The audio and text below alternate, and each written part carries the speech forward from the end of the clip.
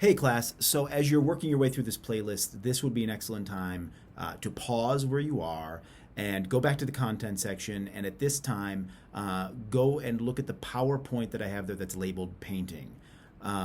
This would also be a fine time to go back and look through the other two PowerPoints without my narration if there's anything you wanted to go back and relook at. The quiz that you have coming up is largely going to be based on the information found in the painting PowerPoint. And I decided specifically against narrating my way through that. I'd rather have you sort of self-guide through that PowerPoint. And there are some embedded videos in there, not of me, of some other people. Please go ahead and play those videos, including and participate. There's one of them in particular where the woman is going to lead you through an exercise, and I highly recommend that you do that. I think it's very informative about how we read two-dimensional art.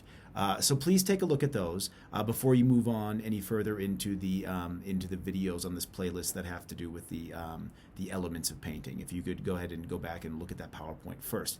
And speaking of which, I just want to clear up any confusion.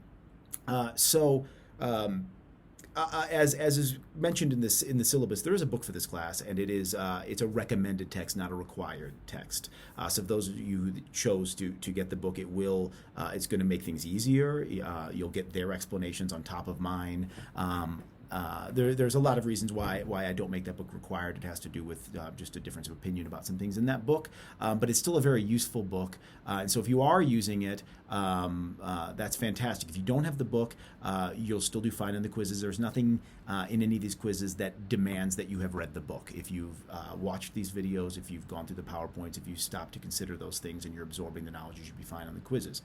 But I did want to just address a slight discrepancy that you're going to come across, and this is pretty common. When we start talking about the elements of painting, the same thing is going to happen down the road when we start talking about theater or any of these art forms. The vocabulary isn't always 100% standard. Some people are going to talk about something using certain words, somebody else is going to use other words.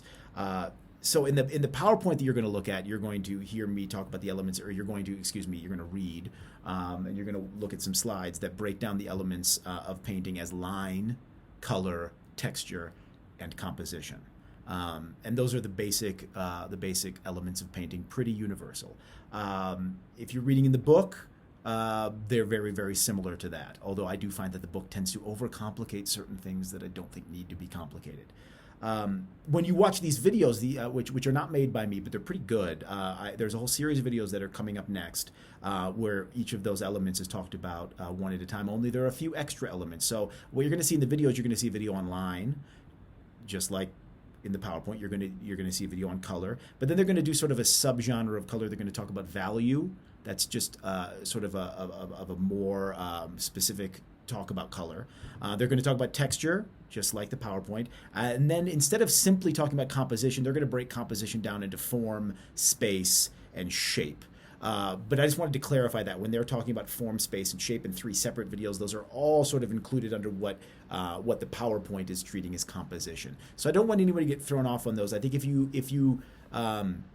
you're getting a little confused partway through, watch all of this. I think when you're done and you've consumed all of these resources that I've made available this week, I don't think that you're going to have any trouble. I think it's pretty easy to reconcile some of the differences in the way these things are described.